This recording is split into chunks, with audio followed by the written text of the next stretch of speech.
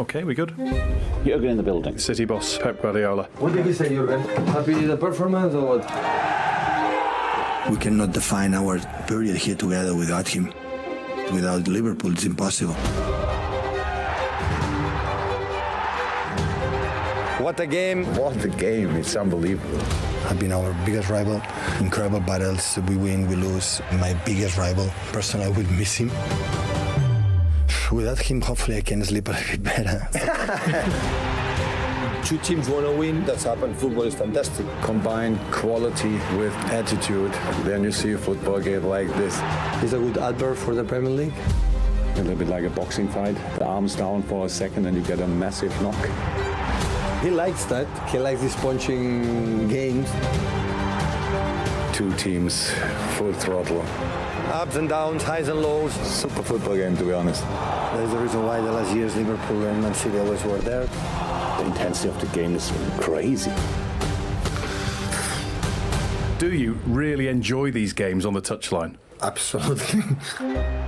It's a super special game. If you don't watch this game, what would you do?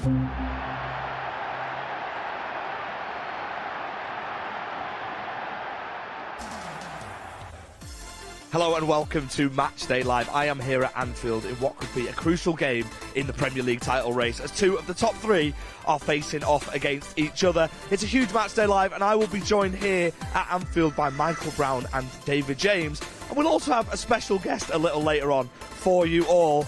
But it's a massive day in general. There's not just one big game, there's two. So let's head over to our second location where George is waiting. Cheers FG, I'm at Brisbane Road as City women look to do their own domestic double. FA Cup quarter-final against Spurs today. I'll be pitchside with Gareth Taylor very shortly to look ahead to the game. But before we get to that, let's head to the Citizens' Arms in Manchester. Thank you, George. As you can see, we are here at the Citizens' Arms, as it's known, throughout March, and I'm delighted to be here in partnership with Asahi. Now, the Barb have given me a crash course in pulling a pint, and you know what? That's not looking so terrible. So once we get to here, oh, you know, it's a little bit. I'm happy with that, you know, and I'm happy to be joined by the legend that is Nicky Weaver. Nicky, that's for you, my man. Yeah, looks pretty good to me. Excited for the game? Or let you get a sip first.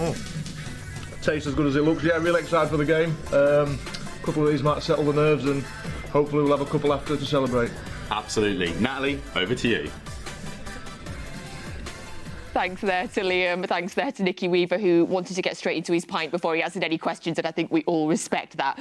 Welcome to today's Match Day Live as City take on Liverpool at Anfield. And with our opponents in mind today, we welcomed two legends into the studio, both who have played for Manchester City and both who've played for Everton. So it's going to be fully biased today, and that is the way that we like it. Joleon, Lescott and Izzy Christiansen, welcome to both of you.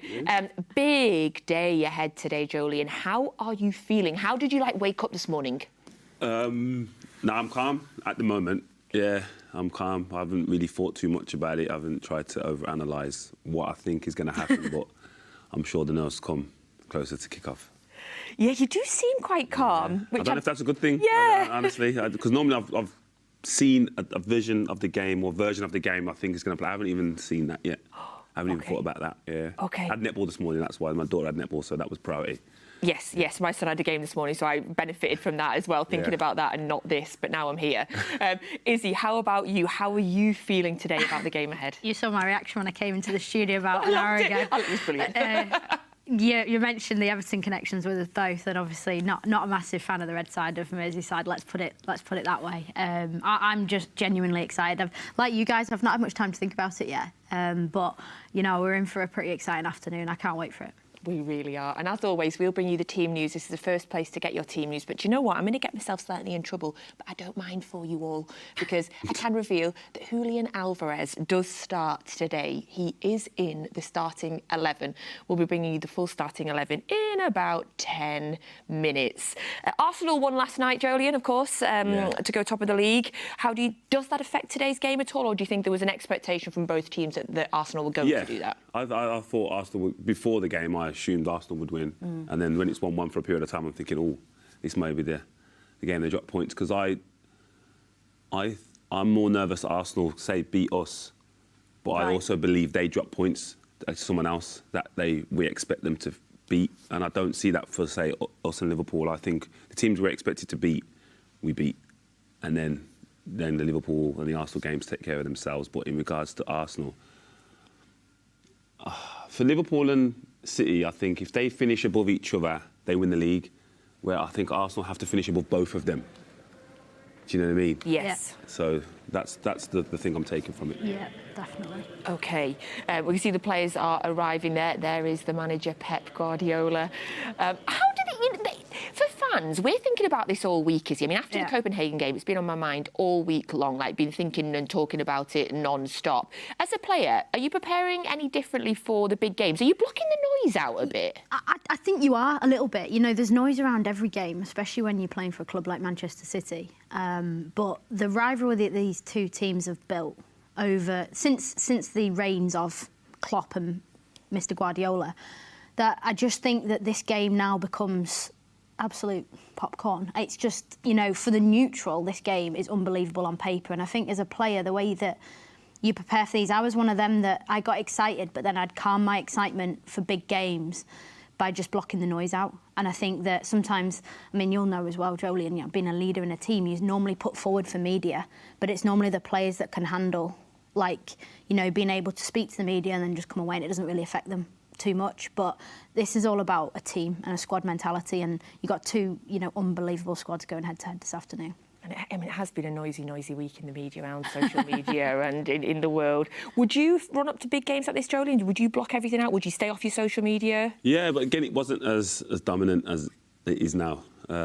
Just for any types of news, it's used now, isn't it? So the focus wasn't that. But yeah, I would just try and prepare the same. You try and treat it the same. You're aware that it's a bigger and the outcome means more due to the status of the league. But yeah, you're not trying to do anything different because, again, you're aware that saps your energy, and Anfield will sap that anyway. Like, the 20 minutes at Anfield, it could feel like an hour. Whether you're winning or losing, just the adrenaline there, the noise there is different. So, yeah, you want to definitely control it more so at Anfield than anywhere else. Thank you. Really looking forward to talking all afternoon about the Anfield atmosphere, about the team, about everything coming up. It's going to be a wonderful, wonderful afternoon. But it's not just the men's team that are playing today as well, because the women are down at Brisbane Road today for the quarter-final of the FA Cup. They are taking on Spurs. We'll keep you up to date on that as well, as much as we possibly can. We did get the opportunity, though, to speak a little bit earlier to Gareth Taylor. Gareth, back at Brisbane Road again, third time in 6 weeks or so. Must be getting familiar territory now. Yeah, we know it well. Slightly different conditions today. We've got some London rain, so it's made the surface for a lively one, so it's good. I think it'll help us with our passing game. But yeah, back here again in the FA Cup this time. Been in different competitions previously, so a game we're looking forward to. Is there anything we can take from the previous two games here in the league and the Conti Cup into this FA Cup game today? Yeah, of course. I expect them to be similar. Don't see them changing what Robert's trying to do, and they know we'll try and play our normal game. So I think it's good in that respect that we pretty much know what we're going to encounter. Of course, there's going to be fine moments in the games, moments where there's going to be potential opportunities for them, and we need to try and nullify that as much as we can and dominate as much as we can. Two changes today from the Spurs game again on Thursday. What impact are you hoping that Philippa and Mary can make now they've come into the starting 11? Yeah, just to freshen it up a little bit. I think Mary, we're waiting for her to ignite, really. You know, we know what she's capable of. She's such a top player. And in any situation on the pitch, she can be the standout performer, there's no doubt. I think, obviously, Philippa's a big player for us. You know, she's created a lot over the season and been really, really solid in those areas. And hopefully that combination with those two can really ignite us today. And as we've said before, although we're coming into this game off the back of a defeat, it was another really strong performance, particularly second half, which I suppose gives a lot of confidence heading into this game. Yeah, we need to take that frustration. There's a lot of frustration from the other night because it's a game we should have won, and I think that's really where we've come to now, where we're talking about playing against a team that's won a lot in Chelsea and us completely dominating the game. So there were some frustrations there, but also there was a lot of really good stuff, and we need to transfer that into today's game. Thanks, Gareth. Cheers, George. Thanks so much to Gareth Taylor. So the game kicks off in about 20 minutes. The women's team is on your screen now. 2 changes from the team that were beaten by Chelsea the other night. Angeldal and Fowler are in, Coombs and Kelly on the bench. The pictures there of Leia and Layla are very, very similar, but it is 2 different people there. We had to look up nice and close. So, yes, that is your women's starting 11. Right, don't they? Yeah, they said it, yeah. The same pose and everything. Spanish. Yes. I wonder if they were helping each other with the posing. Absolutely, yeah. So the result didn't go the way we wanted it to the other night, Izzy. Obviously, it was really disappointing getting knocked out in the semi-finals of the Conti Cup. How important is it, do you think, that the team bounced straight back? I mean, it's nice that it's just been a couple of days in between the games. Yeah, it's a quick turnaround for the girls, but, you know, I was watching the game and I thought, you know, between these 2 sides, you know, it's going to be a mistake or a difference. And when City beat Chelsea, in the league, it came from a mistake. Jess Park to Bunny Shaw nicking the ball in midfield, and Chelsea did exactly the same to City the other night. And I actually thought City were going to win because I think from what I've seen of City, especially of late, they've been so good.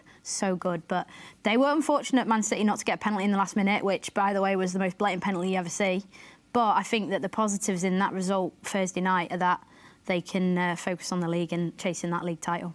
Oh, Izzy, we were in the studio for it and we said exactly the same. Look, she literally, like, just, I find it so frustrating because you can see it from here.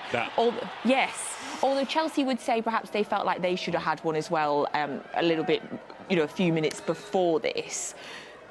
That was less. The one earlier that Chelsea appealed for was less blatant than that, and that's in the dying minutes of the game. And if it goes to extra time, City all day, and Chelsea, I think that they're playing it today in the FA Cup, and I think they've gone 1-0 up. But you don't think that's a pen? I don't know. I see it again, but she didn't attempt to play the ball, but she didn't move her feet. Yeah. Let's look at it again. Let's look at, because this has been bugging me ever since Thursday. So yeah, I'm happy to keep looking at it. Yeah. I don't let things go very easy, Izzy. Okay, so Joleon, get a close look. Right, it's here. Yeah. Yeah, so what are you saying she's done? Tripped her? She's tripped her, yeah. Her foot's gone on her foot and tripped her. I haven't seen that. Yeah. Because whoever's recorded that, probably Callum. I know it's probably Callum. OK, here you go. This is a good angle for you. So, it's right on top of her. She makes contact with her. Yeah. And she's moving at speed, Alex Greenwood, and any contact in the box like that is dangerous, and I think Cuthbert's got away with one there. If it was given, I wouldn't be arguing, I'm not as convinced as you two. Yeah, fair. Yeah. OK, it's all right. OK, we'll give you that. You're allowed, isn't it? We're allowed. We don't always have to be totally 100% City on this show, just most of the time. Yeah. Today we do. Yes, today's the one. Yes. The women are still in 2 competitions, so the FA Cup today obviously still doing so well. It's so tight at the top of the WSL. How impressed have you been with them this season? Very impressed, yeah. We've been to, me and my daughter have been to a few games recently as well. We're going to come to the derby. So, yeah, she loves it. She got to meet all the players and that. She's so enthusiastic. But yeah, now they play some great stuff, so it's exciting to watch. The WSL, funny that it's kind of mirroring the Premier League as well, with City, a three-way title race there. So City, Chelsea and Arsenal all pushing for the top of the WSL. It's so tight, isn't it? It's tight. It really is. And I think that looking at this season, the way that City have progressed from last season, because last season they were off the pace a little bit. And, you know, Gareth Taylor, he's been brilliant. And I messaged him the other day to say, like, it's great to see you staying on as well for another 3.5 years. He deserves it. And I think what he's done with this team and what he'll continue to do, I mean, if he can get a league title under his belt this season with that team, I tell you what, that's some achievement, because Chelsea, the squad that they've got is ridiculous. That squad for Chelsea is built for the Champions League, and City are sort of at the preliminary stages of building again to go and compete at the ladders of the Champions League as well. So, you know, it's exciting, and Arsenal right back in there as well. Like I say, 3-horse race, just like the Premier League. It's how realistic is it for City to compete Champions League? It's a great question. I think they need probably a couple more players in the squad of that sort of high-level international quality to compete and push. And I think possibly a bit more experience, yeah. I know that, I mean, I obviously can't say too much, but I know that they are looking at experienced Champions League players in Europe. And I think if they can bring a couple in, I think they bolster the squad massively, improve the level of the training environment, and then all of a sudden, you know, can they compete? I think absolutely can go there. I'm not saying all the way. Yeah, but just compete. But I'm saying quarters, semi-finals of Champions League, that's brilliant. Yeah, absolutely. We are also giving away an opportunity. We were doing this the other night to win this signed shirt. This has been signed by Steph Horton, one of our absolute favourites here on Matchday Live. You can win this. All you need to do is go to mancity.com/feed. You pop your details in there, and we will be picking a winner at random from that. The nerves are... Joleon, stop looking at me. The nerves are starting to kick in. Come on. I'm feeling tension. Come on now. Like, you two are nervous, right? No, I'm not. She's always like this. Always gets like this. I'm just worse on big days. Okay, we're going to bring you the team news now. Hopefully that might settle my nerves and some of your nerves as well. So here is City's starting 11 for today's game against Liverpool. In goal, it is Edison. And then it's Kyle Walker, the captain, of course. Stones, Akanji, Ake, Rodri, De Bruyne, Bernardo Silva, Alvarez, Foden and Haaland. Subs are on screen there for you as well. So that is City's starting 11 for today. So, I mean, immediately the team came up there. We were speaking, Joleon, and I'm immediately wanted Kovacic today, but you're happy with the starting 11? Yeah, I'm very happy. I think everyone are probably they're the most informed players at the moment. They're all going to be playing in positions. It's been interesting to see where Phil plays. Where do you think? I hope it's in the middle. I think that's where he's at his best. And Alvarez wide. Yeah, I think Alvarez will be wide. It's just whether Bernardo... And Bernardo wide. Yeah, Alvarez and Bernardo, I don't know what that looks like because what I felt last week was happening. Phil was obviously standout, but I felt he was moving because Bernardo and Kevin wasn't in the game, so he was being moved around so Pep could find their rhythm. So it was like, Phil, play there because I need to pick up their rhythm a little bit, where Phil can obviously just operate and the form he's in is just anywhere. So I'm hoping it's in the middle. OK. Izzy, what do you make of the starting 11? I think it's probably the strongest they've got right now based on availability and form.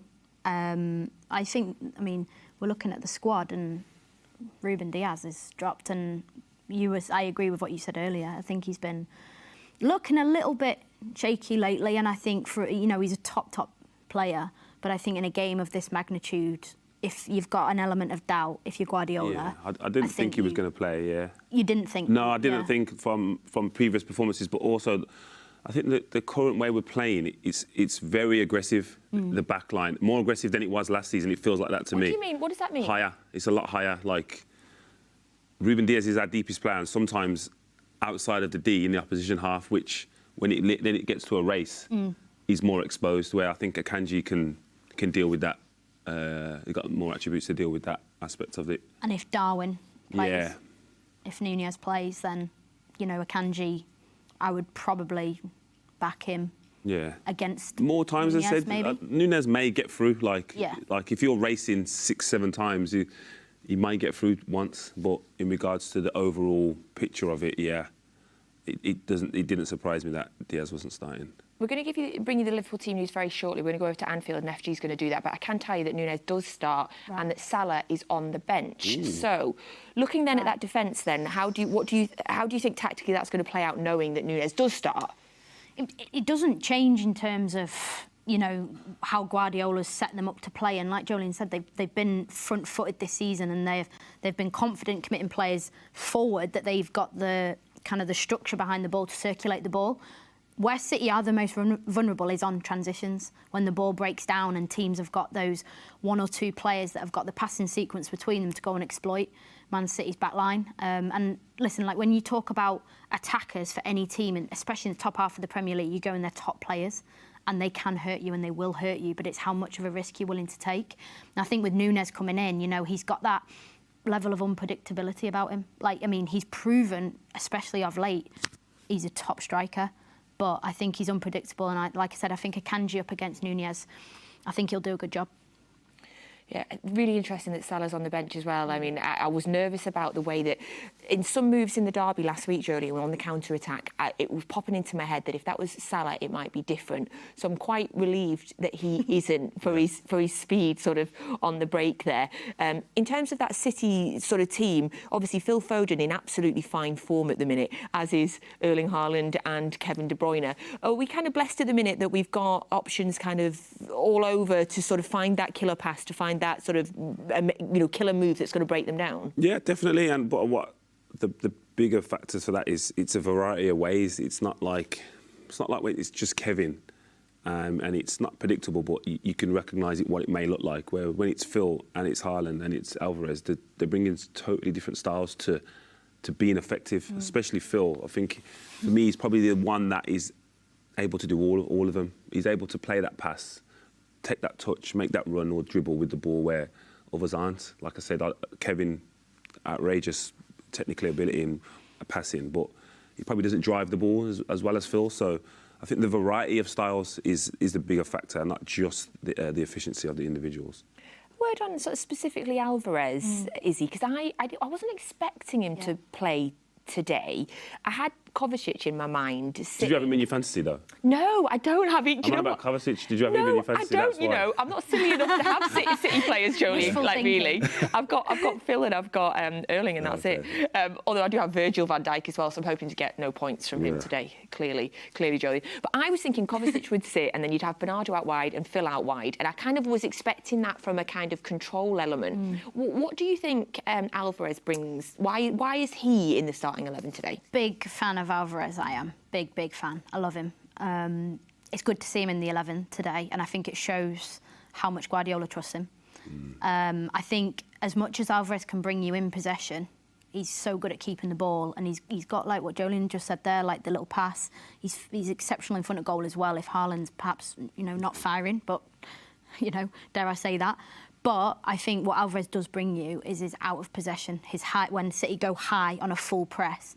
I think Alvarez is one of the best, and that's why it's interesting what you say if he'll play wide. I'm not sure he can play centrally. I think he's unbelievable at pressing Alvarez. So if he does play in a central area, he'll just offset Haaland a little bit, and Haaland will be the player that's the last pass when they nick it. But yeah, we'll see how they shape up. And it will I think that'd be more fluid. difficult if it's Bernardo and Phil out wide then, and then Alvarez is in the middle. Maybe.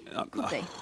We'll see. Yeah, I'll be more nervous if that's the case. But I also believe he's put him in there because obviously Pep sees the game differently to how we watch it. Yeah. So I think it gives him a variety to change in game.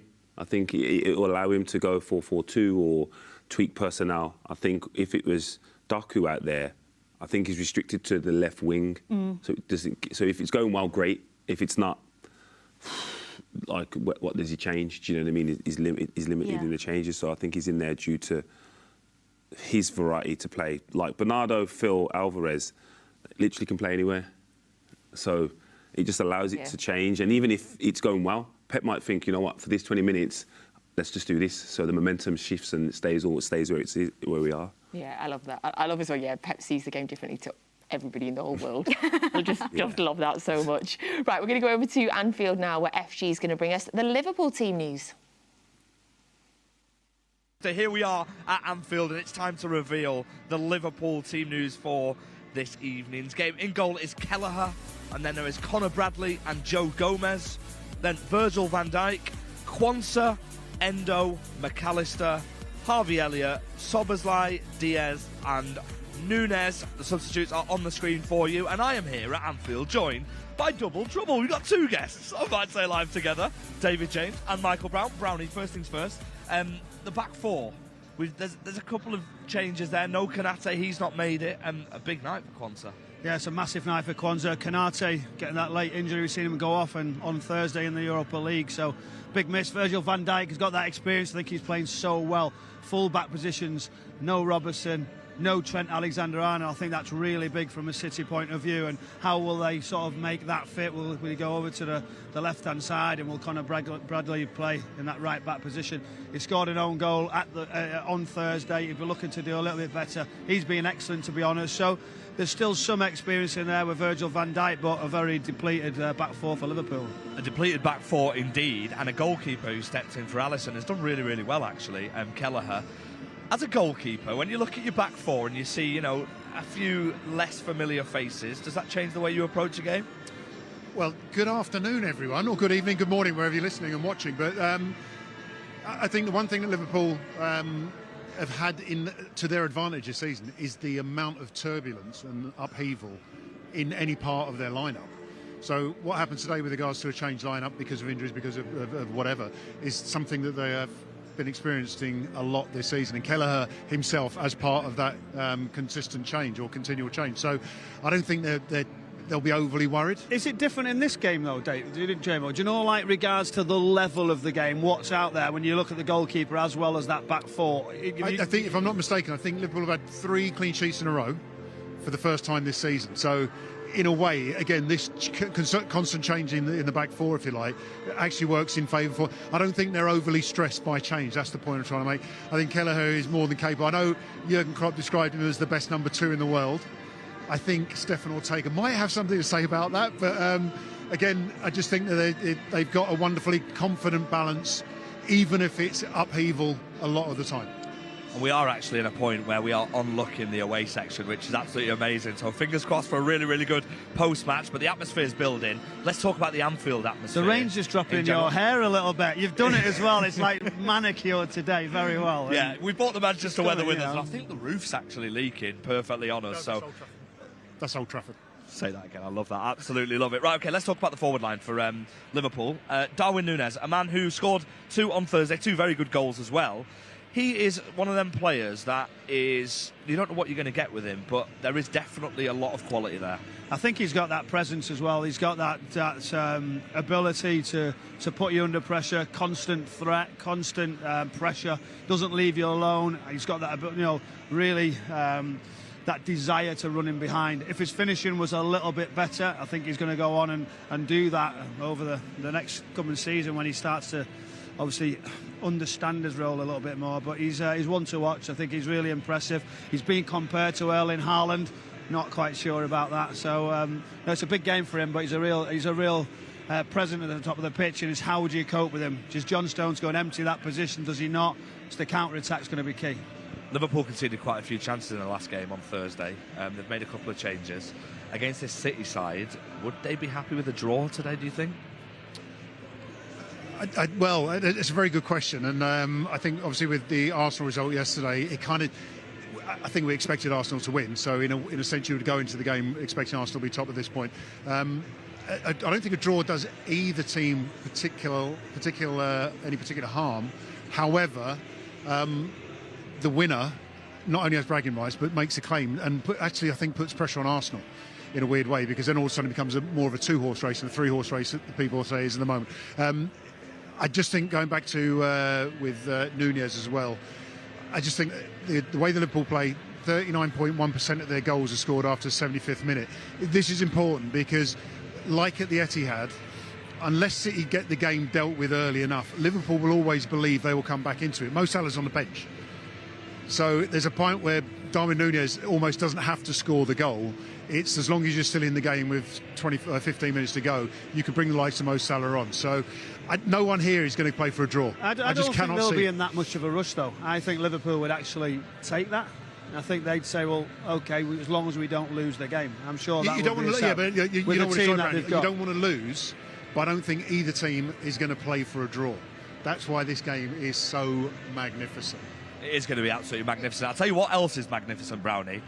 David James's right shoulder is just getting perfect drops from that roof we were talking about that was leaking. So we better get him out of the way, and we'll be back to you shortly. Let's head back. I love that FG positioned himself in a dry place and then put England's former goalkeeper David James next to him to get dripped on. Thank you so much to the lads there at Anfield today. We'll be going back and forward to them, hearing all about the atmosphere and the build-up to the game. So that is the Liverpool team news. So I make that 4 changes to the side that beat Forest last weekend in the 99th minute winner. The big news there, Konate picked up an injury midweek in the game against Sparta Prague, and he's not made the team there. So in terms of looking at that starting 11, for me, Joleon, that is a real makeshift back four for Liverpool. Yeah, I don't know how many times they would have actually played together, so that gives me a lot more confidence.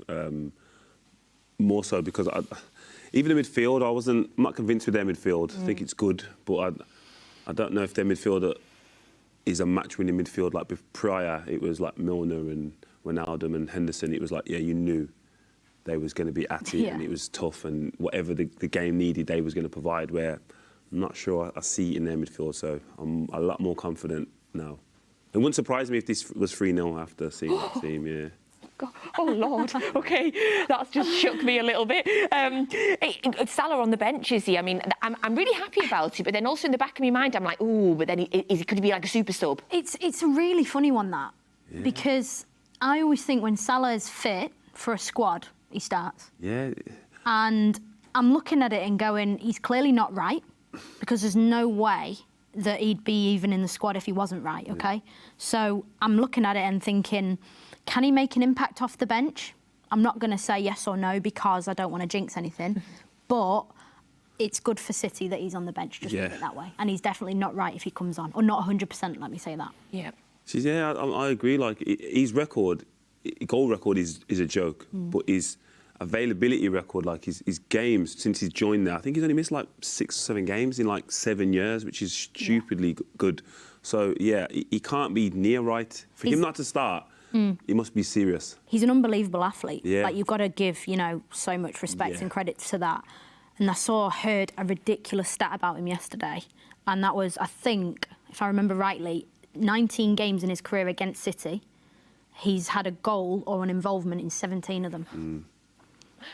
Which says a lot. Do you know what I mean? It's like, wow, against a team of Manchester City's ilk. Yeah, but did you see his on the explanation bench, happy. Why? Which made sense. He said because he's not doubled up. He's 1v1 more. They're like, City aren't doubling up against Salah. Like, go on. We've got someone that's as good as you in our position. Obviously, it's different. As the fullback is like 1v1. They trust the fullback to go 1v1 with.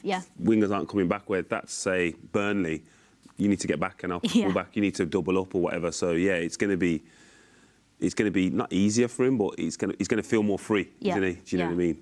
I want to have a look at some of the key battles that we're probably going to see on the pitch today. So if we start with Haaland versus Van Dijk. I mean, Van Dijk, in terms of his form this season, Joleon, I mean, give credit where credit's due. The man's been unbelievable this year.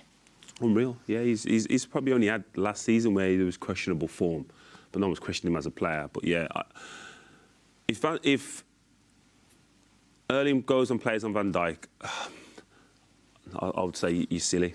I'd go and stand on that young lad, and as much as he's what, probably a year or 2 years older than him, you've got no experience in this. He hasn't faced anyone like Haaland, so I would go and expose him to every attribute I had, and I wouldn't even go near Van Dijk. Honestly, not because I would be scared. Erling's out there to win us the game. He's not out there to prove that he's better than Van Dijk, or Van Dijk's not as good as what we think. No, just go and win the game and score goals and play on the other guy, because he's never going to have experienced anyone like you. Oh, it's almost terrifying for him. I kind of like it. You agree, Izzy? It's sort of a Haaland versus the centre-backs? Yeah, Haaland's going to have a massive role to play. I mean, even if that means that he's not involved as much in the game. And this is what he's all about. Like, he's ready. He's ready in the moment. And this, again, I don't know the stat, but the amount he touches the ball in a game is not very often. But when he gets it, and this was late on in the derby, and obviously Rodri just nicking it and the little finish. I mean, that's why he's where he is and who he is, because he gets 1 or 2. I know we missed that open goal last week in the derby, but he goes and does that. He's got an indestructible mentality. And, you know, Joleon's nailed on it. Go and stand on Quansah, the young lad, and see what he's made of. And then, even if he cancels him out and has the game of his life, you know, it opens up space for De Bruyne, it opens up space for Bernardo. So it's a win-win. Yeah, he's going to have to have the game of his life. Like, literally, he would have had to. And so is Conor Bradley. I know Conor Bradley's proved himself. Yeah, you know, not good. Consistently at the level, but he's shown he's good. I'd go and make them have to do that. Yeah. Well, they're going to have to. I mean, in terms of the wings and who we have playing out there, whether it is the informed Phil Foden, whether it's Alvarez, whether it's Bernardo Silva, and looking at their team, presuming it's going to be Bradley and Gomez that they're going to face, depending on what side they're on. I mean, that seems like a big opportunity for us. It's a huge one, and do you know what I loved about last week in the derby? Foden said the gaffer told him to switch wings. And then he went and scored. Off his goal, Foden's second goal, came from the left-hand side. And in the first half, obviously this was the one coming in off the right in the first half. You know, Foden, you know he can do that. Like, it's almost like not even a surprise when he does that. He comes in off the right. And then it was his second goal where the gaffers told him to go in on the other side of the pitch, and he scored from there. So City have got that in their locker to change within the game and go, OK, well, if we're not getting the better of Gomez and Bradley either side, just switch the wingers over and they'll go and do this. That was unbelievable. Honestly, Foden, my word. And then this was from the other side. Well, this is where he's playing inside. He's like playing as like an advanced 8, maybe a 10 there, because Alvarez is at the... But like I said, his ability to... I don't know if there's anyone as good as him at that. Like, this take on the run. Yeah, he steps and takes... Obviously, you know, Izzy, but like, I can't explain how hard that is. OK. To run. Try. And take the speed out of the ball into your stride and be perfect for your next stride and then be able to finish. Like, that is not something that every footballer can't do that. So every fan just watching that and just thinking, it's easy. Oh, that's no, that is like real elite level. Athleticism. Yeah, it's balance, everything. Coordination, like the way that... I heard, like, the old S&C coach we had at Man City, she worked with Foden when he was in the bottom of the academy, like the 12s and 14s. And she said she's never seen an athlete like him at that age. And, like, they had him outside doing the sort of the parkour and the sort of monkey bars and stuff out in the CFA. And, like, you're just working on, like, understanding your body and how to move it and to be strong. And, like Joleon said, to take the ball on the run and the balance and the coordination to just go and slip it across the goalkeeper, like, he's a joke, Foden. He's a joke. He's a joke. I love that. He's a joke. I'm trying to look at the other kind of matchups, and obviously we mentioned Darwin, we mentioned Núñez starting, and I'm looking kind of at our backline, thinking, you know, will it be a John Stones, or how do you think our defence is going to match up to Núñez? What are we going to do? I'll probably say he'd probably come up against a Kanji. Again, if I'm Klopp and Liverpool, I'm saying go and play out against Aki. Just because of the pace element. You're not going to run Kyle Walker, I don't care. I don't think anyone is. I think everybody knows, aware of that now. So there's got to find another way to get past Kyle, or and I don't mean pass him yourself, but to get the ball around him and navigate that. But in terms of them being effective, I would say go and operate out of that side and use your pace and just keep running, because, like I said, he may be inconsistent, but he will get in. If you keep doing the same things, his pace alone and his endeavour, he will get in one of the times. Hopefully not. Hopefully, and if he does, Edison is there. As always, if you would like to ask us a WhatsApp question, you can do that. The number is on your screen right now. Get your questions in, and I will get them to Joleon and to Izzy. It's just a goal there. Oh, City women have scored. OK, we've got it on the screen. Joleon's just spotted it. I was focusing. Mary Fowler has opened the scoring for City. So that is City winning 1-0 in the FA Cup quarter-final against Spurs. We have it on in a screen just next to us here that I was not keeping an eye on. Well done, Joleon. Do you get alerts on your watch or anything? No. Fair enough. Yeah. No, I just seen it. I seen it when I was talking. I seen it. I thought I can't just stop mid-sentence, but when I seen him celebrating, I thought, need to address it. You can play in midfield with that vision now. Yeah. Well, we're seeing it... Oh, no, is the game restarted? Yeah, it's restarted now. Okay. Right, we will find out the goal and we'll tell you a little bit more about it in just a second. We're going to head back over to Anfield now, because FG is still there with Michael Brown, and oh, God bless David James, he's still there despite the fact that FG put him in that spot. So, David, how's your shoulder? Yes, thank you very much for that. We've actually moved location, and almost perfectly, David James is still getting dripped on, but this time it's his left shoulder. JMO, happy to be here, I imagine. How's that shoulder holding up? Yeah, well, now I feel more balanced. Yeah, thanks, FG. Thank you. Right, we're going to talk about the record Pep has here at Anfield, of course, and the Anfield experience as a whole. Brownie, 1 win in 10 for Mr. Pep Guardiola, which is actually a crazy stat, obviously, because of how good he is. Do you think he thinks about that? I think so. I think he will be conscious of it because of the perfectionist that he is. JMO's laughing and thinking, will he really be bothered with what he's won? But he's got that fire in his belly. He wants to win every single game. He'll be coming here thinking, I need to change that. I need to improve a stat that is going against me, which it doesn't normally do. But it's not just that. It's not about the stat for Pep Guardiola. This one could be the difference to win the Premier League 4 in a row. It'd be incredible. And also another person, not just Pep, Kyle Walker hasn't managed to win here as well. So he'll also have a little one of those in his mind thinking, I'm not really that fond of Liverpool because I can't get the result here. And that happens. So I think overall, just listening to the supporters right here say, well, I think it could be this score, it could be that. I think both of those, Pep Guardiola and Kyle Walker and everybody here, will just be delighted with any sort of win, because that could be the one that gets you over the line. It could indeed. Now, of course, the beauty of having two guests on Matchday Live is potentially they might not agree with each other. Brownie said you were laughing when he said that. How do you feel about the Pep Guardiola 1 in 10? Does that really matter so much? It's incredible to think that would happen, but I think this game in particular, and without touching on it too much, but the last time Pep and Jurgen are going to meet each other happens to be at Anfield. Liverpool wanting to beat the best team in the world to become title winners. Pep wanting to beat his own bad record here against a team knowing that they have to play the best they are to play the best. I've said it before, this is a beautiful game of football. I don't think Pep gives two hoots to the previous encounters. He will only be focused on this game and trying to win this game. Would you think if the manager's not done it as well, like regards to the players, will they be looking at it and thinking, well, why has this manager who we believe in so much not got the result? Will there be a bit of doubt because in the dressing room? The reality is that Pep hasn't lost the title by not winning here. Maybe 2019 when Liverpool won it, but other than that, he can come in, not win, and still win titles. So it's one game, but there is an opportunity here to put the Jurgen Klopp relationship to bed a little bit, maybe. Just the last one would be nice. And vice versa, of course. What about you, Brownie? So you just spoke about how the players potentially might look at that.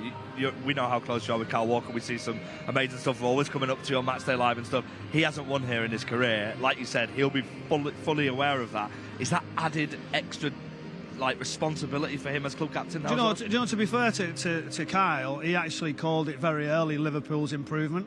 He actually said to me once, they've just snuck up. And he's seen it, so they're aware quickly of who the people are around them, who the main threats are. And it was Liverpool, it was Arsenal, we were watching Spurs, etc. So you're aware of your threats, and that's what you do. You give them respect, and you've got to have that. That's something inside you that goes over the line, that gets you a little bit further. This is a massive game for the football club today, and I don't think anyone really talks the records or anything. I don't think it's that important, really, for me. It's just about getting the result. It is indeed, and there'll be a lot of noise here, won't there, David James? There will be a lot of noise here. Yeah. You wanted a short answer, yeah. There'll be a lot of noise and a lot of emotion. I'm joined by Danny and Luke. Fellas, how are we feeling about the game? Sick. Nervous. Yeah, I've already been sick this morning. Take a point now, to be honest, but I don't know, nervous. How about you? I've got a bet on City to win by 4 or more, Haaland hat-trick. I just missed it, though. Nicky, what do you think about that? This morning, and it's not a plan. Well, I like your optimism, that is for sure. It's 100 to 1. But we'll take a 1-0, I think. Yeah. 1-0. Keeping your head a bit more level. Realistic 2-2. 2-2 if I'm being realistic. That's not the first time I've heard that number thrown around. But let's talk about the season in general. How are you guys feeling about the season? Obviously, treble last year. It's still on this year. Yeah. How are we feeling? Quietly optimistic. Naturally, quite a pessimistic City fan over the years. But I don't know, I think there's more on it this season now, just especially after last season, just keeping it going, the momentum in it. But we'll see. I'd say just take the league now, mate. That's it.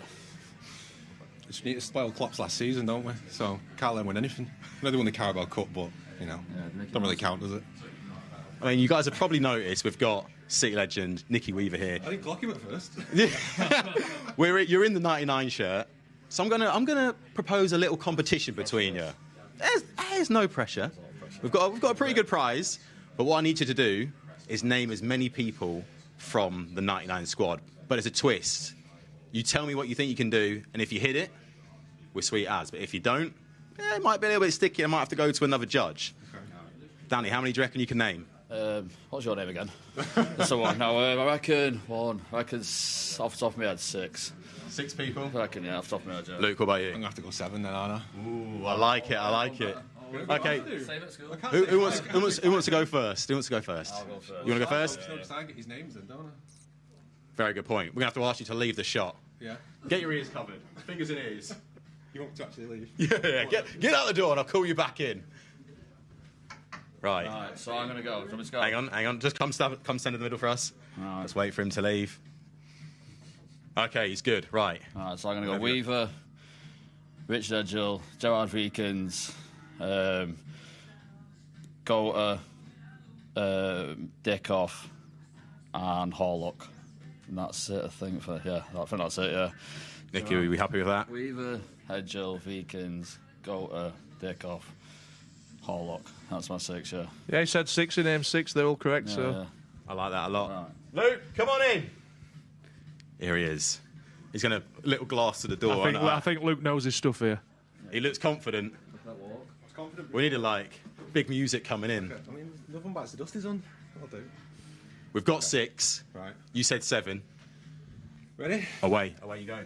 Weaver, Crooks, Vikings, Morrison, Brown, Golter, Dickoff, Horlock.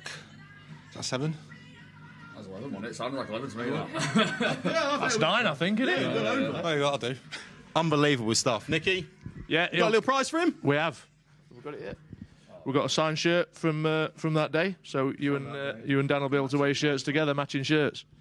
So there you go. Oh, thanks very much. Guys, thank you very much. Good knowledge as well. Well done. Very good. Well done. Nice one, mate. Nice one, mate. Score predictions before we go. 3-1 City. 3-1? Yeah. 4-1. 4-1. Yeah, I'm changing mine again, but it'll do. Yeah. I love the goals. Let's hope for that. And we are still here at the Citizens' Arms with Asahi. That poor guy. He just admitted to us all, to millions of people, that he was sick already this morning. Bless him. The nerves. He looked hungover, that. So I don't think that was nerves. That wasn't nerves, no. No. He was out last night. I think he just got in. Yeah. Thank you there to Leo and to Nicky Weaver. Good 99 knowledge. That is indeed very, very impressive. So we are about, half an hour. My stomach jumped when I said that. Away from today's 3:45 p.m. UK kickoff time. The players are coming out onto Anfield. We're keeping an eye on the women's result as well. It's still currently 1-0. They're about 15 minutes into their FA Cup quarter final. Now, I'd like to just spend a few minutes talking about the return of that man there. Kevin De Bruyne, the return of the king, as I like to say, because it's been just over 2 months since we saw our king make his return. 10 assists and 2 goals, so that is an assist every 64 minutes, a goal involvement every 54 minutes since he returned. When I look at any City team for any big game, the first name I look for is Kevin De Bruyne. I feel like, do you know what, Joleon? I think it's dead simple. Kevin De Bruyne plays in the big games and City win. Yeah. I mean, he's missed a few games and they've won. I mean, yes, yeah, but you know.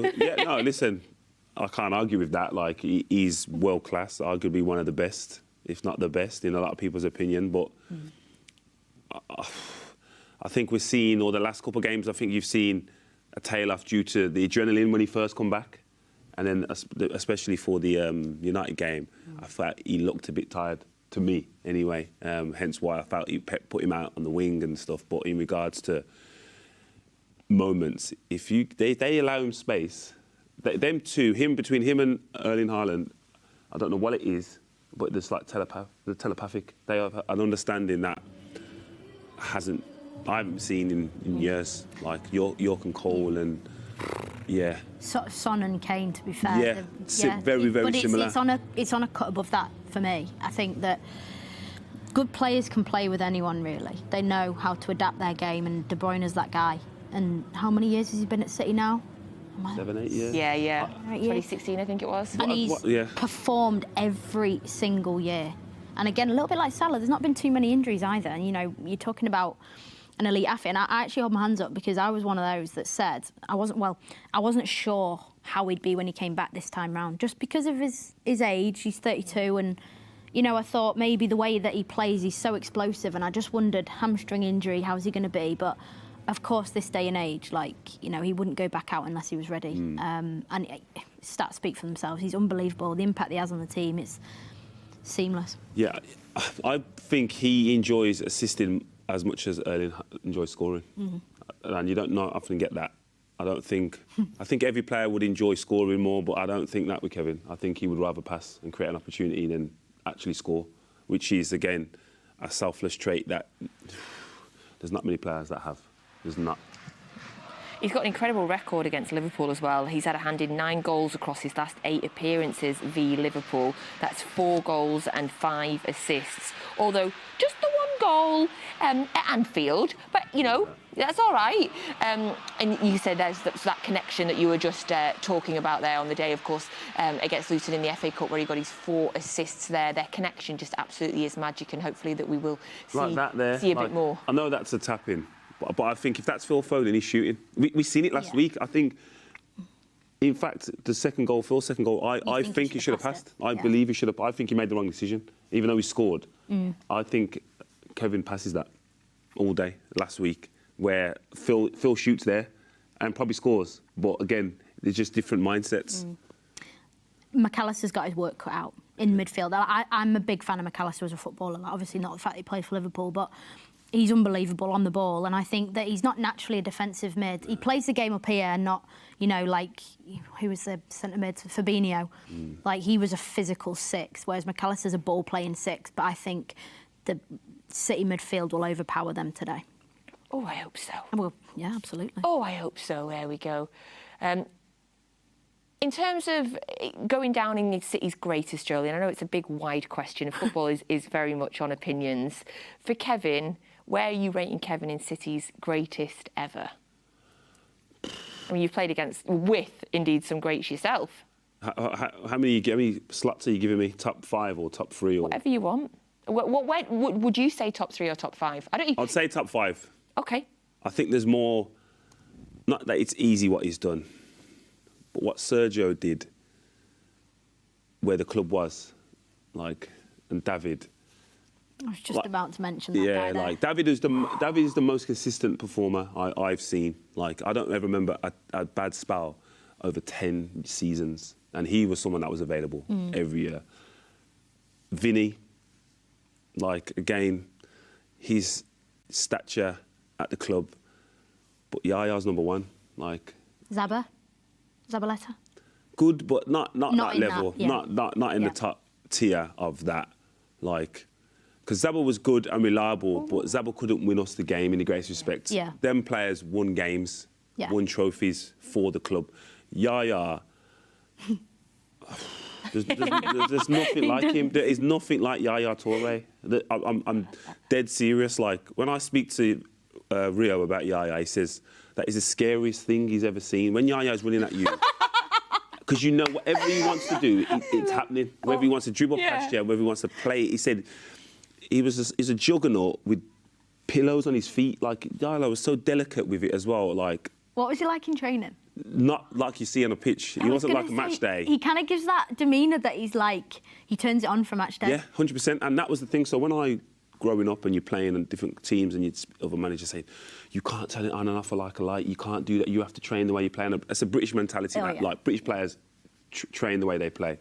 And I came here and I've seen players, you can do it if you want. If you're good enough, you can just turn it on a Saturday. And Yaya was definitely one of them. Not a message for all the kids watching, but it was Yaya. It's not a message. No, if you're that good, then do that. But if you're not, train hard every day. OK, so you're getting a top 5 there. Would you give who we're going to see very shortly, one of our favourites, Shaun Wright-Phillips, top 10, do you think? Right, he's way better than what people would think. I definitely believe he plays in this team. Yeah? Yeah. Yeah. I'm not saying... Shaun Wright-Phillips is at 21 is better than Doku at 21. Yes. I agree with that. That's a great shout. That's not that's and not even always, a debate. In the system now at City, there's space for one out-and-out winger. And Shaun could do it up and down. You give Shaun 7 1v1s a game or a half, someone's getting exposed. Is he listening to this chat, by the way? He will be. He will be. Someone's getting exposed. He will be. Shaun had the skill of being lucky on top of his skill. He'd run at you, you'd tackle him, you'd trip him over, the ball would ricochet off his leg, hit his other foot, he'd get up and it'd be in his stride.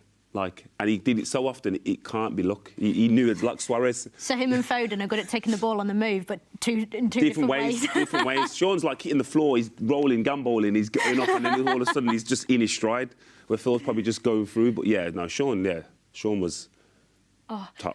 And you know what? He's far too humble to ever say any of that would be true. And did you see social media video this week with his dad as well? And his daughter. Oh, his daughter, yeah. I loved it. She's unreal. Oh, she's unreal. I've heard big things about her. No, she's unreal, yeah. But Shaun was like, no. He likes to keep it low, yeah. Shaun's like that, though, so. It's Shaun it's only Ian that's the loud one, but everyone else is quite humble. My favourite part of the video was when his dad was trying to give him a hug and he just kept running away, You're never too old to give out hugs. So Shaun Wright-Phillips, I feel like you should be giving out more hugs. In fact, I think our FG is probably a bit stressed right now. So we're going to go over to Anfield. Hopefully we can get Shaun Wright-Phillips to give our FG a hug. Oh, nah, you know what? I've been trying to give Shaun Wright-Phillips a hug for a very, very long time. An absolute legend joining us at Anfield here. I tried, and his dad also tried. We all saw the clip. First things first, here we are at Anfield. And who better to invite to Anfield than one of the squad that won here last in the league with fans, the Nicholas and Elka goal at the Cop End. How was that experience for you? Honestly, unbelievable, because you think about how long I played for City both times, and to only have achieved that once coming to Anfield says how hard it is to come here, and it's only going to become harder because now it's even louder with the new stands that they put up, so it's going to be a tough challenge today. There is a new stand just above us actually, and it is pretty much double the size. As Michael Brown throws something from me off camera, they're like little children, them two, aren't they? They're never going to grow up. And that's exactly what we like as well. Let's talk about that atmosphere, let's touch on it, because at the start of this game we're predicting that the atmosphere will be absolutely sensational. It's super loud, and it's difficult for a player in that position, isn't it? Yeah, it's always going to be difficult, but I think the City boys, they will know how to deal with it, maybe even better equipped than we were when we used to come here, but it's so loud here, and I've always said, apart from obviously playing at City, this is my other favourite place to come and play, just because of the crowd banter, the atmosphere, and you want to try and quieten this crowd as well, which makes that challenge even more exciting to try and beat them here or even score a goal. So as a player, you relish the opportunity to keep them quiet. Is that just by taking the sting out of the game, keeping the ball a little bit? Like, how do you make, or by scoring early? Well, it would have had to been scoring in my days, because we didn't keep the ball as well as this City team now, so it was all about scoring and attacking. Of course, this could be the last time Jurgen Klopp and Pep, well, it is going to be the last Premier League game. Obviously, of course, in cup competitions they might meet, but what a rivalry they've had together. Two absolutely amazing managers. How do you see it? How did you see it all? It's actually a sad moment for the Premier League to see Klopp leave, to be honest. His interviews always make me smile, the way he answers those. His enthusiasm up and down the touchline is something you never really want to lose within the Premier League, but it just so happens we are at this moment, and it's going to be strange because Klopp always pushed Pep to the heights he got, and Pep always pushed Klopp. So if Klopp's leaving next year, I wonder who that other manager is that's going to take Pep to the levels and keep challenging him. And there's a lot of respect between the two. We saw Jurgen Klopp saying that Pep's the best manager in the world, and hopefully one day they'll be able to, away from the rivalry, sit down and meet up with each other, because they're both very, very intense, aren't they? Yeah, they are, but it won't surprise me, to be honest, if after he retires that sit-down happens way sooner. Well, listen, Shaun, it's been an absolute pleasure. Hopefully the City team can win here like you did, and I'm just going to try and give you another hug. Let's go back to the studio. Shaun Wright-Phillips does not hug. Thank you so much to FG and to Shaun Wright-Phillips. Show me favourite thing about that, and I love FG and Shaun. In the background, you can see the Premier League trophy. Yeah. Just sitting there with a blue ribbon, just showing them all who it belongs to. Very much enjoying that, because it is a very, very close title race this year. Currently, Arsenal sitting top of the league, so 28 games they've played, and they're on 64 points. Then, of course, it's Liverpool and City on 27 games each, 63 points and 62 points. So it is an extremely close. Jumping down there into fourth place, Aston Villa on 55, who are currently getting a thumping off Spurs, which is fascinating. So it is super top there at the top of the league. In a minute, we're going to have a look at some of the title-defining games from the last couple of years, but I want to give you an update on the women's game. So they are 27 minutes now into their FA Cup quarter-final against Spurs. Mary Fowler opened the scoring. That was in the 6th minute. We've got it on the screen in front of us. Joleon managed to see that while I was talking, so we gave you that straight away. It was a lovely smart 1-2 with Bunny Shaw to find the back of the net there for Mary Fowler, who came into the game, who started and came in for Chloe Kelly today, who's on the bench. It also was a memorable goal because it is City Women's 800th goal as a professional side. So that's a wonderful stat as well. City still winning 1-0. Mary Fowler has had another good chance as well that forced a good save from Spencer, but as it stands, City are winning. We will update you, of course, until the Liverpool game kicks off, and then at half-time as well. So title-defining games from years gone by, just to make it all a little bit spicier, not to wrap your nerves up anymore. In fact, they might calm your nerves when you remember how well we did in some of these games. So, we're going to start off, Joleon, with a game from your era, when City sound like played... I'm 55 years old. Is it in black and white? Oh, there we go. There we go. I remember it very, very clearly, Joleon, so if you're old, so am I. So, this is 11-12 season. That is Vincent Kompany scoring in the Manchester derby. I mean, what a goal to score at a time to score it in that game. There you are. What do you remember of this? I remember I'd been going in the middle of the goal like for the previous like 3 or 4 corners, and we just used to swap if no one was getting any luck. And then before that, again, some dodgy cameraman. I've just blocked Smalling for him there, so it's like a little assist. Oh, we've missed your assist. Yeah, I've missed my assist. I blocked him, delayed his run, but that game was like... That was probably the first game and the only game I can remember where the chairman was like, "Oh, you have to win this."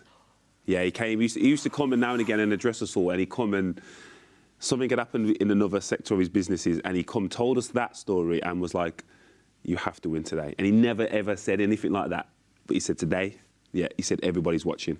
He addressed like how many millions were going to be watching worldwide, and it was in the New York Times. And he said you have to win, like that blatant. It was like, oh, this must mean a lot. Did you like that pressure? I didn't mind. I didn't mind, but you was aware that it was that big, and I think that was a game where everyone was there, weren't they? I think like Maradona was there and Gallagher brothers, everyone was there that game. That was there. That was a big game. How many games to go was there after that game? That was, I swear that was like April. Well, yeah, so there wasn't really many. So it was close. Yeah, close yeah. to the end. And we knew if we win that game, it was down to us then. Yeah. That was the one, because they dropped points to 2 before Wigan and Everton, so we knew going into that game it was going to be in our hands if we won, and yeah.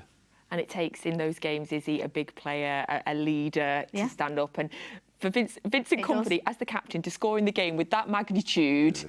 I mean, that just puts him in history books, doesn't it? I mean, like we were saying earlier, that Joleon was listing the names of the players that are like there for City over the years, and I think that led on nicely with that Vincent Kompany clip there, that header, because that's what leaders do. And that's not the only goal he scored. Do you remember the Leicester one? Yeah, and also there was the one from distance where he just thumped it. That was Leicester. That was the Leicester game. That's right. Yeah. That was the second time he'd done it. Yeah. I mean, to just grab something by the scruff of the neck and go, "I'm winning this." It just, it says everything about him as a guy, yeah. Oh, I'll never tire of watching that goal, never tire. And remember how nervous we all were before that game, knowing we had to win, knowing we were playing our rivals. Maybe that'll settle some nerves. Can feel myself chilling a bit, Joleon. OK, let's go on to a game against Liverpool when we went to win the title. This is the 18-19 season. I'll just call it the Sané goal. You'll all remember this. You'll immediately know. Here he is. He was good that game, wasn't he? Oh, wasn't he? He was really good. I mean, that could be my favourite front three, that. Ooh, Aguero, Sané, Sterling. Yeah. Nice. Yeah, because I used them a lot on the old FIFA. That's probably why. The pace was electric. But nah, I used to more traditional like thought process for my wingers. Then, like I want them to be fast. You know what I mean? So I used to love watching them free play. I love seeing Mikel Arteta celebrate there as well. Crikey. I mean, that's a finish, is it? In terms of, like, pinpoint accuracy, that was special. Yeah, I mean, like you say, forwards getting in those areas now. Wingers are now not just crossers of the ball. They're goal scorers, inside forwards, finding themselves. And Sané was, I don't think he was at City long enough to really establish that high-level dominance. But his attributes as a player and the way that Pep used him, he was so good to watch. So good. And we needed to win the game that year as well. Again, take a breath.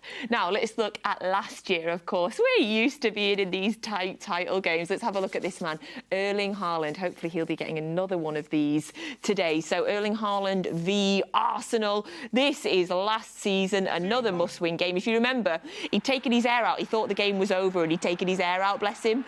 And he was running, locks were rolling free while he scored this goal. Was to make it 4-1. And, of course, at this point, I think we all thought. Can I just add that taking your hair out of a bun after a game is the nicest feeling in the world. So I totally feel him. But I wouldn't imagine sticking a ball in the back of the net with my hair down. I wouldn't fancy that. I know, when you've had it tight all day and you go like that. Take it out. It's the best feeling in the world. You'll never understand, appreciate that, Joleon. To be fair, my daughter just like when she does that, she says, "God, scratch my head." I'll do it. She's like, "Oh." So I get it, but I don't know it, but I get it. Yeah. Haaland was having that kind of freedom in that moment there and just, the hair out freedom. But again, that was a massive game because we can't forget it was so tight with Arsenal, last year, and obviously until it wasn't. But that was a big goal. Oh, definitely. Like I said, he's definitely one for the big moments, and like Izzy touched on earlier, his mentality. I think that's the difference between him and Pepper's touched on it numerous times. And she said, like, the last action is irrelevant. So whether it's good or bad, he doesn't let that impact his next action, his next involvement. So he can just disregard whether it's a good or a bad thing and just we're on to the next. And again, things that are underestimated for non-professionals, I think there's things that professionals have to do and that are taken for granted, and just being able to process the here and now is a big thing. Very much. Oh, I feel better after watching those. I really hope that you do as well. Now, you know that we absolutely love our legends on Matchday Live, and we know that they love travelling around the world, especially this man here. Well, this time we sent Richard Dunn a little bit closer to home for him, to his native island. We also sent the 5 trophies with him. I've seen some of the pictures on social media. I think they went to the Giants Causeway with the 5 trophies. It was a beautiful, beautiful picture. So you can see there's our Richard Dunn. We surprised 2 of the original members of the Dublin Supporters Club that you can see there as well. I love it. I love when we see the trophies touring all over the world. So thank you there to Richard Dunn for going on that wonderful, wonderful trip. So we're going to go, again, a little bit closer to home now. We're going to go over into the city centre of Manchester to the Citizens' Arms and see Liam and Nikki Weaver. Right, let's go get some score predictions. Come on. My guys. Score prediction, City-Liverpool, what do you reckon? 3-1. 3-1.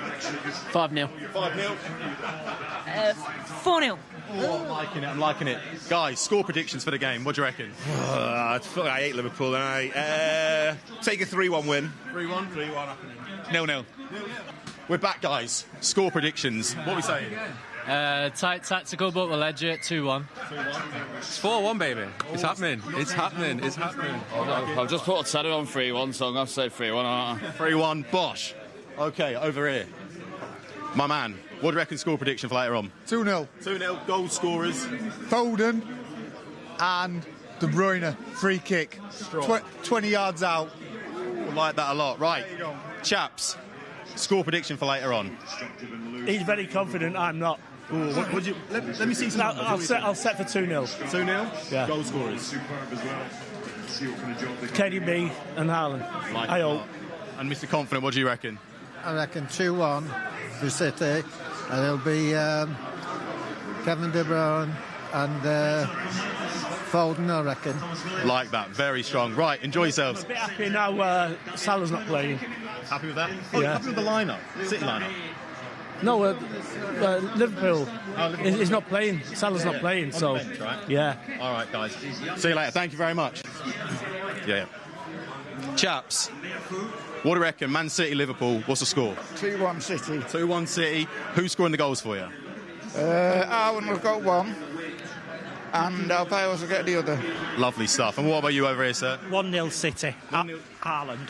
Oh, strong. 1-0. Striking fear into the hearts. Like it a lot. Let's go. Right up here. Chaps, City, Liverpool, what do you reckon the score's going to be? I'd settle for a draw at this moment in time. Settle for a draw? I'm not being negative, but I'd settle for a draw. 3-1 City. Where are the goals coming from? Haaland, Foden and Bernard. Love it. Absolutely love it. Chaps, Liverpool City, what are we saying for the score? Don't know, mate. It's probably City. 2-1. 2-1? I'll absolutely take it. My man, score prediction for the game. What do you reckon? 3-1 City. 3-1 City. Where are the goals coming from? Foden. Foden 2, Haaland 1. Absolutely love it. Goal score prediction. What are we thinking? Oh, wow. OK. It's going to be a draw. It's got to be. It's got to be, mate. I'm a gooner, mate. But I think Liverpool haven't been at their best, neither have City, but they can turn it on. Like 20-minute periods, they can really... Yeah, so it's going to be interesting. I think Liverpool last 10 minutes, but it depends if City get on top early. I'll take it. Yeah. Score draw? Score draw, 2-2. I've heard that one a lot. I like it. Thank you very much. And finally, what do you reckon the score's going to be? And there we have it. The Citizens' Arms with Asahi. Back to you.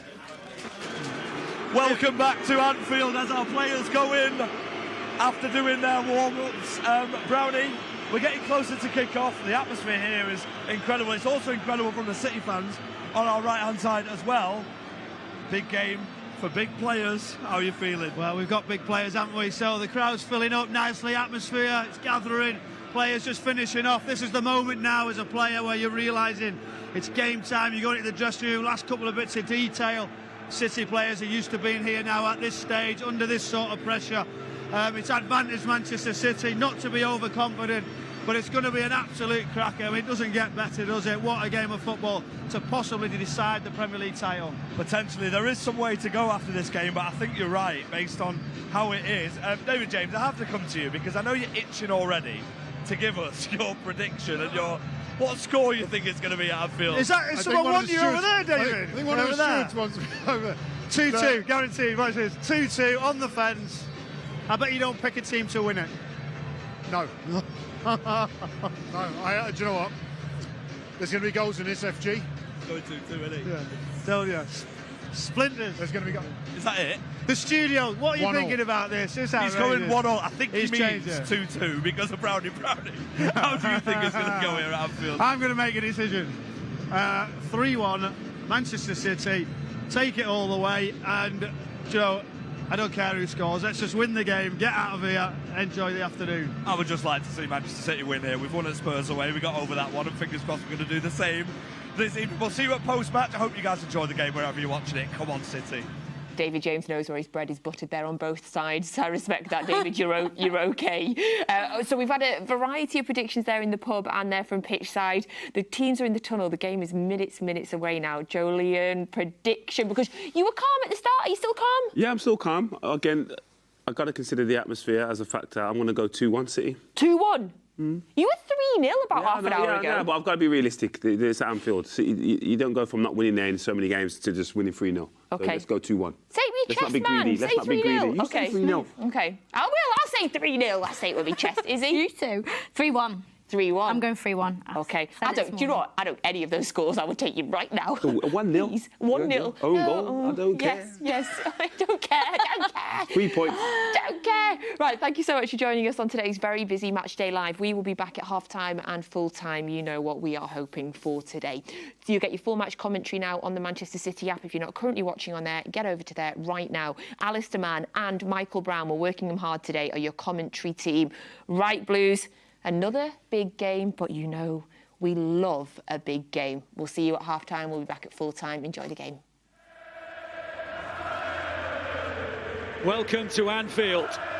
Klopp's Liverpool and Guardiola's City have had some titanic struggles, created some unforgettable moments, and the rivalry between the two sides has reflected the passion, guile and determination of their two wonderful managers. City have had to reach